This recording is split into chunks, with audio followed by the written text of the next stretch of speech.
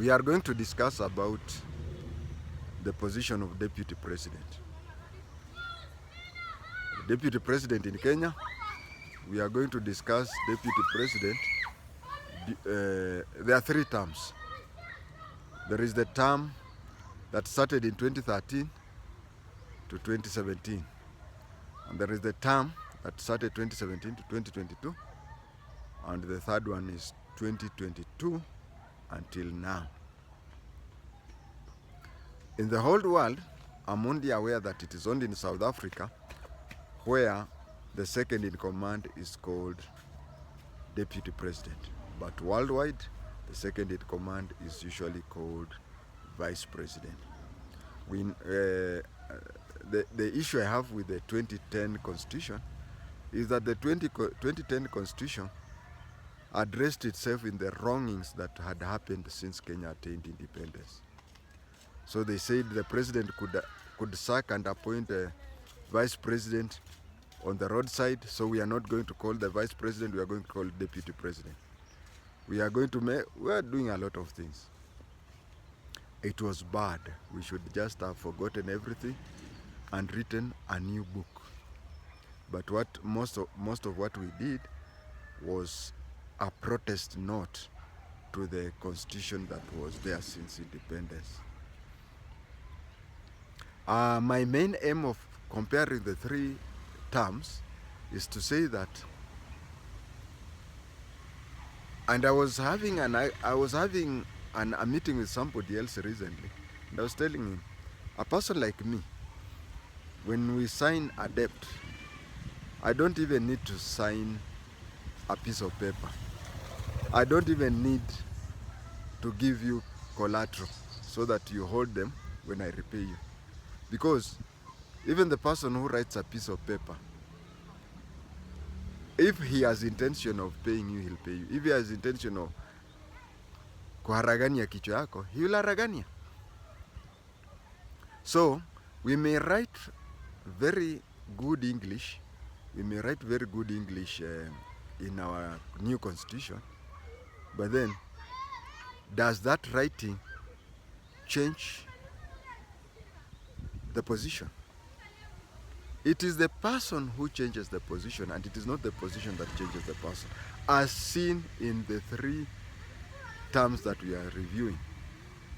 Let us not go back into vice presidents and whatever, because it would need a lot of time. The constitution, the president has various positions. You can see that there are a few occasions, I only know of 2, when the deputy head of state has performed duties that are specifically for the head of state. The first one was when Wamalwa Kijana went for the military passing out at Lanet. He boarded the commander-in-chief's Land Rover. The only thing they did was to hide the number plates, because the number plate is C in C. So it was hidden, the vehicle had no number plate, but he rode on that Land Rover. It has never happened. Then again, when Uhuru was going to Hague, he temporarily handed over the powers to Ruto for 72 hours. Why was it that he handed over for 72 hours? I don't know whether it was 72, but I've only given an example of 72. The law says, if you have handed over power to me, I have to return it to you through a gazette notice. But suppose I refuse. That's the end of the story. But you know, he had given a time limit. So when he comes back, say Ruto doesn't want to give him back, then at the elapsing of those hours, then the presidency goes back to him. Those are the only 2 times that the president has effectively handed over power. Although it is there in practice and statute that once the president is out of the land, the vice president or the deputy president becomes the acting president. That is what brought up this issue of kneel before me issue of Dr. Karanja. But then that was the truth being mixed with a lot of falsehood. So the president is two people. No, he has several duties, but there are some duties he cannot hand over to the vice president or the deputy president. Duty number one, just as Gachagua said during the burial of General Gola, he said that once the president had left the airport, Gachagua, being the most senior politician, he told the people to disperse. But General Gola told him, you cannot leave. I am the one to determine. So you see, the president, being the head of state, the deputy president, being the acting head of state, could not tell those visitors in the airport to go home. But the chief of defense forces, who was now the acting commander-in-chief, is the one who was to say that. What does it mean? Well, let the inspector tell you. It means that, you see, when the president leaves and you leave immediately, who knows that you'll go to Korogosho and release a rocket to kill him or something. So you are under arrest of the chief of the defense forces until he knows that the president is out of. You didn't know that, isn't it?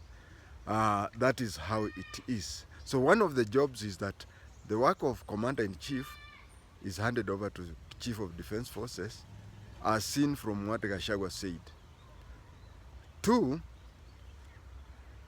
the president has a presidential standard, a flag that is specifically his. That one cannot be changed until he hands over to another president. So there are those duties that he can hand over, and there are those duties that he cannot hand over. There are other duties such as declaring emergency or anything. The acting president has to call a cabinet and a parliament, such things. So that is the difference. But then, that is what is written in law. And it was seen that the president used to sack vice presidents anyhowly, so they decided to protect the deputy by making him or her a running mate. A running mate. Now let us look at how the three occasions, whether we have succeeded to follow what happened in the 2010 Constitution. If you ask me, between 2012 and 2017, is it 2013 and 2017, Uhuru Kenyatta and Samoei Arap Ruto were co-presidents. They were co-presidents. And if I have to be very frank, apart from what I've told you, things such as commander-in-chief,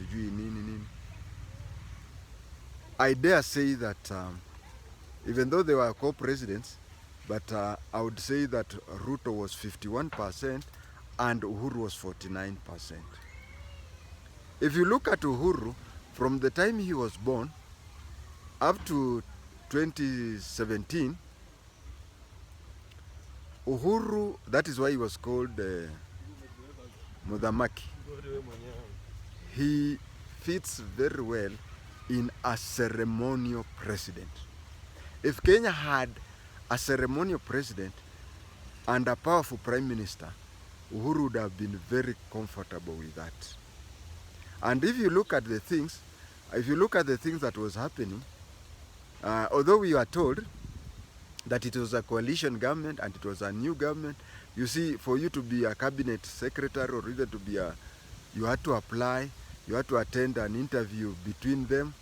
And if you remember very well, when they decided that Charity Ngilu was to be a minister or a cabinet secretary,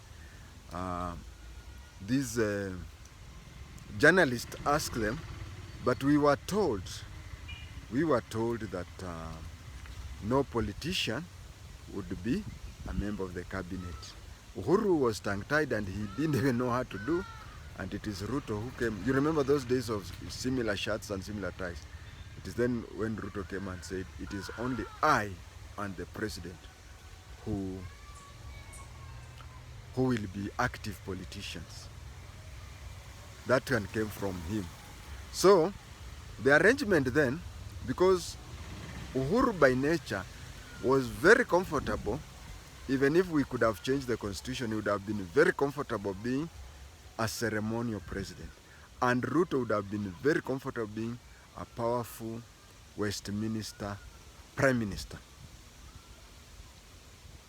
That is why, if you look at 2013 to 2017, you'll find that when Ruto was talking, he would say, Mheshimiwa Rais, katika hii serikali tuliounda wewe na mimi.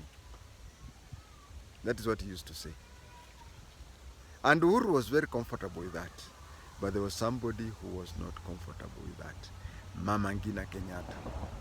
So she went, I've already recorded that in in brief, because if you want to know, you'll watch that one. In brief is that Mama Ngina was not happy, and she approached Moi and told him about how vice presidents were during Kenyatta and Moi time, and now here is the vice president or deputy president who was more powerful than the president, and Moi advised him to wait until elections are over so that they harass Kipchirchir out of office. And then it so happened that both Raila and Uhuru found themselves in a fix. Uhuru wanted to get rid of Kipchirchir, and Raila had a case of treason. Now it was not a case of treason, because if you go to sometimes there are so many long stories that you are unable to if you go to the truth, Raila saw himself as the people's president, and if you look at it, maybe even what he was reading is not what he wrote. Raila saw himself as a people's president, and Raila did not mention, when he was mentioning the name, he did not say Raila Amolo Odinga. He said, if you go and listen to that again, he said Raila Amolo Odiga. Digger, the person who digs. This was a technical thing that if he were to be taken to court, he would say that it is Odiga and not Odinga who saw him. But then Mama Ida was worried that if the government had to again detain Raila and is not getting any younger, I've recorded that, how the two ladies now came and planned everything. So that is how the first term was, whereby there were two co-presidents, yeah. Let nobody cheat you that Ruto was Uhuru's deputy president the first time. No, there were two co-presidents. In East Africa, we have had a case where we had co-presidents. There's a time in Uganda they had three co-presidents, and that was the time when Paul Mwanga was the prime minister, just before General Tito Okello Lutwa became the president. So Uganda had a co-presidency, and Kenya had two co-presidents in practice but not in law. So that is the first term. Although Ruto had been sworn in as a deputy president, but he was a co-president with 51% power, except the military, except the head of state, except blah blah blah. But when it comes to running of the government, running of the executive, he was 59 and Uhuru was 49. Ruto was happy with the arrangement, Uhuru was happy with the arrangement, because he could go and have his glass of whiskey and nyama choma. Somebody else is running. But the person who was not happy was Mama Ngina. And then Ida realized that even if it took 10 years to take Raila to court, he could not be convicted. He could not be convicted. But this thing of having a case on your head, usually it brings, even if you win the case, first of all, the case will be drawn for so many years, and even a case for a week, it has a physical, financial, and other ways of affecting you. So that was the first term. The second term was to harass him so that he gets out, and then he is replaced by Gideon Moi. But he did not. So he stayed, and that is when the second term became. Now the second term, the deputy president was so powerless that the only thing he did was what is covered by law. The law says that he will attend cabinet meetings. He used to attend cabinet meetings. And those cabinet meetings, the ministers would just abuse him with impunity. And the other thing was the constitution says that he'll chair several committees, such as Council of Governors, such a thing. So he used to address those things. And the effective deputy president was Raila Amolo Odinga. It so happened that he was only aware of what was happening in the government because the law says that he has to get briefings from NSAC. He has to get a briefing from NSAC, and that is what the law dictated, so he used to get that. But otherwise, you'd find that even there were occasions when Raila would be sick. There's a time he was sick through Corona, but there was a road which was being opened by Uhuru, and Uhuru had just to have him pulled. And whenever there was tension and anything, Raila would say, the president has talked to me, and people would complain, what about this, what about this, what about this? And Raila would just call a press conference and say, the president called me and explained everything to me, so let's go on. There was even a time when people were complaining about high cost of living. I think if you go to Kubweka Bweka, just Google Kubweka Bweka, and you'll hear what he said. So the second term, which was the second and final term for Ruto, he was, imagine, he has moved. He was previously the co-president with 51% and Uhuru 49%. Now things have changed, that the actual deputy president is an outsider, where even they would drive with Uhuru at night to inspect things. So you see how the second term was. Then the third term is now Rigiji Gachagua. Now, if you ask me, and you see, Rigiji is my village mate, Uko Karatina. From anybody who have been to Karatina and knows a place called Kayava, he'll tell you that we are neighbors with Rigiji in Karatina. Rigiji is purely, he's not a vice president, he's not a deputy president, he's an assistant president. He assists the president. You can even see from the way the speeches he makes. He says, hii na hii kitendeka kwa hii serikali ya Ruto na mimi mtu yake ya mkono. That is how it is. And that is why, viewers, I came up with saying, we can make a very good law. We can write very good handwritings. We can make a good decision. Paperwork does not change the thing.